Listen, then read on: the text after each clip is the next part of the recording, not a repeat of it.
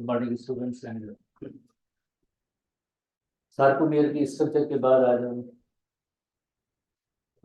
Mechanism of muscle contraction के हवाले से है कि स्लाइडिंग फिलामेंट मॉडल जो है वो क्या है। ठीक है, कोशिश करें स्टूडेंट्स पढ़ने आए तो फोकस रखें,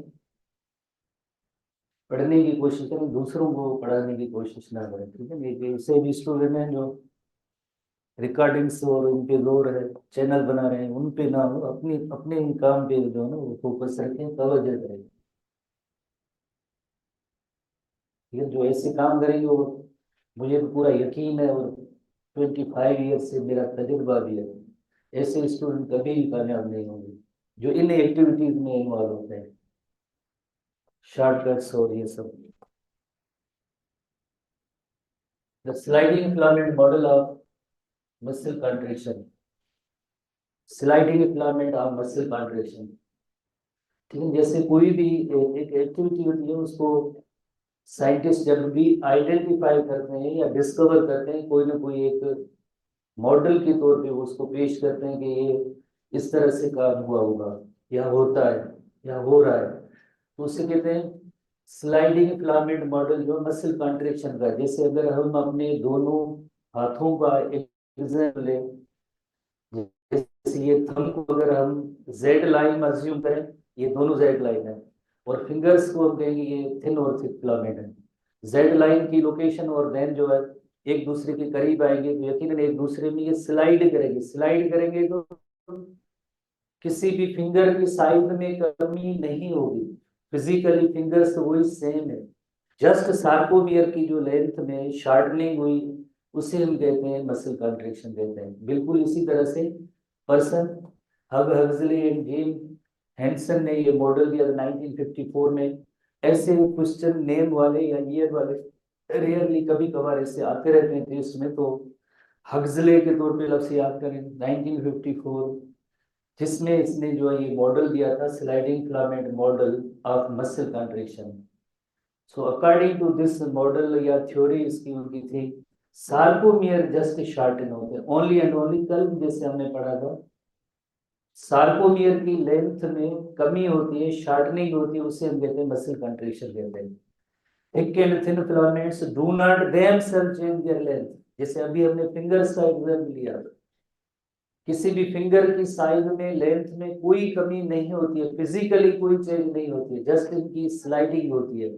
स्लाइडिंग होने की वजह से दो जेड लाइंस के दरमियान जो डिस्टेंस है वो कम होता है, उसे हम कहते हैं मसल कॉन्ट्रैक्शन कहते हैं। एक इलस्ट्रेशन देखते हैं इस हवाले से कि मसल कॉन्ट्रैक्शन का जो मॉडल था उनका अकॉर्डिंगली वो क्या था। ठीक है, इसमें आपने जैसे सबसे पहले सार्कोमियर की जो लेंथ को नोट करें कि ये सार्कोमियर है, और you know very well sarcomere है क्या, फिजिकली दो जेड लाइंस के दरमियान जो डिस्टेंस है उसे कहते हैं सार्कोमियर कहते हैं। ये थिन फिलामेंट है, रेड कलर की जो लाइंस दोनों साइड से आपको पता है थिन फिलामेंट्स हैं, और ये जो ब्लू कलरेशन जो रिप्रेजेंटेशन है ये थिक फिलामेंट है। थिन फिलामेंट और thick filament, thick filament held है अपनी पोजीशन पे by the help of M line. जितनी लेंथ जो थिक फिलामेंट की है वो पूरा region you know very well A band कहते हैं, जहाँ पे ओनली एंड ओनली जो थिन फिलामेंट्स जो नजर आ रही थी उसे आई बैंड कहते हैं, आई बैंड। और इसी तरह से ये जो एक ऐसा रीजन जिसके अंदर only and only thick filament वाला पोर्शन है उसे एच जोन कहते हैं, उसे कहते हैं एच जोन कहते हैं। अब देखें जब मसल कॉन्ट्रैक्शन होगी तो क्या हो रहा है, यही जो जैसे जेड लाइन की लेंथ जो अभी जेड लाइन की जो पोजीशन है अब उसमें चेंज आ रही है, यानी शार्टनिंग हो रही है। पहले इधर थे अब ये इस पॉइंट पे आ गए, जेड लाइन इधर थी अब ये जेड लाइन इस पॉइंट पे आ गई स्लाइडिंग की वजह से। यानी तकरीबन half of the I band है, तकरीबन half of the I band है वो डिसअपियर हो गया है बिकॉज ऑफ किसकी, दोनों साइड से स्लाइडिंग की वजह से। दूसरी चेंज कौन सी है, देखिए एच जोन इधर ये जो मौजूद है, आप देखो एच जोन भी जो है तकरीबन जो है ये डिसअपियर हो गया है। एच जोन और आई बैंड के अंदर जो ये चेंजिंग आई और ये स्लाइडिंग की मैकेनिज्म, थिन और थिक फिलामेंट्स एक दूसरे के अंदर ऐसे स्लाइड होते हैं दोनों साइड से। जैसे कल भी हमने पढ़ा था towards centre of the sarcomere, towards M line की तरफ दोनों तरफ से ये मूव करेंगे तो अल्टीमेटली सार्कोमियर की लेंथ में शॉर्टनिंग होगी या कमी होगी, इससे हम कहते हैं sliding filament model of muscle contraction. तो अल्टीमेटली इसके अंदर हुआ कि सार्कोमियर शॉर्टन विद कंट्रेक्शन, जब भी मसल के अंदर कंट्रेक्शन का अमल होगा जस्ट सार्कोमियर की लेंथ के अंदर जो है कमी हुई। दो जेड लाइन का आप डिस्टेंस देखें, जब कॉन्ट्रेक्शन होगी तो जेड लाइन की पोजीशन देखें, साथ साथ में आप ए बेड की जो लेंथ है उसमें भी कमी आ गई, एच जोन है वो डिसअपियर हो गया। तो इस अमल को उसने मॉडल के तौर पे पेश किया और उसका नाम रखा उसने स्लाइडिंग फिलामेंट मॉडल। फिलामेंट लफ्ज किसको शो कर रहा है? फिलामेंट लफ्ज जो है थिन और थिन फिलामेंट को शो कर रहा है।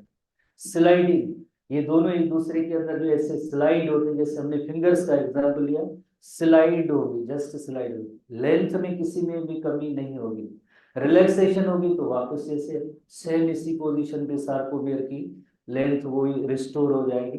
फिर अगेन जब मसल कॉन्ट्रेक्शन के लिए कमांड या ऑर्डर मिलेगा तो अगेन इसी तरह से जो इसकी लेंथ में कमी होगी, this is called sliding filament model of muscle contraction. इसके अंदर वेरी इंपॉर्टेंटली जो पॉइंट है कि एच जोन जो डिसअपियर होगा और आई बैंड तकरीबन जो ये आधा हो जाता है, यानी इसकी लेंथ में भी कमी होती है, आई बैंड की लेंथ में भी कमी होती है। ये मसल है जब आपको इतनी ऐसे आई बैंड की लेंथ ज्यादा नजर आए या आपको जो एच जोन जो बड़ा नजर आए तो उसका मतलब है ये मसल रिलैक्स है।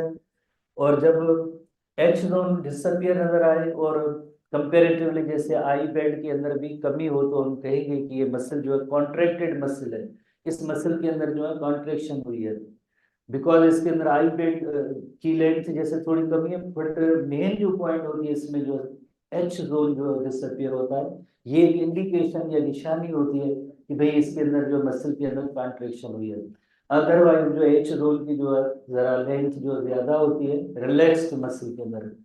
फर्दर हम आते हैं, जैसे हमारी बुक के अंदर ऐसी तस्वीर है और जिसके अंदर ये पूरी मैकेनिज्म बताई गई है जो आज हम डिस्कस करेंगे। जैसे सबसे पहले जैसे देखिए myosin head bind to actin, कल हमने पढ़ा था, ये मायोसिन हेड एक्टिन के साथ बाइंड होता है, forming the cross bridge, cross bridge बनाता है सबसे पहले। You know very well calcium ions release हुए, calcium ions they bind to troponin C, troponin C जब उसके साथ बाइंड होगा तो ट्रोपोमायोसिन जो एक्चुअली इनहिबिटर होता है मायोसिन की साइट को उसने हाइड किया हुआ है, छुपाया हुआ है, वो एक्सपोज हो जाएगी तो मायोसिन हेड जो है एक्टिन की बाइंडिंग साइट के साथ ये बाइंड होगा, this is called cross bridge. उसके बाद myosin heads rotate towards the centre of the sarcomere, यानी कल हमने जो पढ़ा आज भी हमने पढ़ा है कि मायोसिन जब ये बाइंड करेंगे तो दोनों का जैसे रुख होगा टुवर्ड्स एम लाइन, सेंटर या एम लाइन की तरफ, ये उस तरफ मूव करेंगे दोनों साइड से। तो इस लाइक प्रॉपर्टी को कहते हैं power stroke, this is called power stroke. अगर हम कहेंगे इस जगह पे ये एम लाइन है तो ये मायोसिन हेड जो इधर एम लाइन की तरफ जो जाएंगे, एम लाइन की तरफ इसको स्लाइड करेंगे, लेके जाएंगे, this is called power stroke, उससे हम कहेंगे पावर स्ट्रोक। उसके बाद क्या होगा, कॉन्ट्रेक्शन जो होगी यकीनन ये एम लाइन की तरफ या स्लाइड किया, स्लाइड करने के बाद as myosin heads bind ATP, the cross bridge is detached। ये वेरी इंपॉर्टेंट रोल होता है, हमारे बुक में क्लियर नहीं लिखा हुआ है। हर वक्त एक्टिन और मायोसिन जो फिलामेंट होती है आपस में लिंक नहीं होती है, जुड़ी नहीं होती है। जब भी मसल कॉन्ट्रेक्शन के लिए कमांड या ऑर्डर मिलता है तो ही जो है एक्टिन और मायोसिन फिलामेंट आपस में मिलकर क्रॉस ब्रिज बनाते हैं। एटीपी का रोल होता है, जो ये थिन और थिक फिलामेंट्स मिलके उन्होंने जो क्रॉस ब्रिज बनाया है, क्रॉस ब्रिज बनाया इसको डिटेच करने का काम है। एक काम ये एटीपी का ये होता है क्रॉस ब्रिजेस को डिटेच करने का काम होता है, क्रॉस ब्रिजेस को डिटेच करने का काम होता है। अदरवाइज हमेशा जैसे अगर ये हुकअप रहेगी एक दूसरे के साथ लिंक रहेंगी तो मसल मसल जो होगी मुसलसल जो है एक टेंस स्टेट में रहेगी, ऐसे महसूस होगा कॉन्ट्रैक्टेड स्टेट में रहेगी। उसके लिए जरूरी है जो मायोसिन हेड जो एक्टिन के साथ बाइंड हुआ था उसको डिटैच करना या अलग करना, ये काम होता है एटीपी मॉलिक्यूल का होता है। तो इधर जो है ये मायोसिन हेड अटैच है, अब एटीपी की वजह से ये मायोसिन हेड जो इससे अलग हो गया, मायो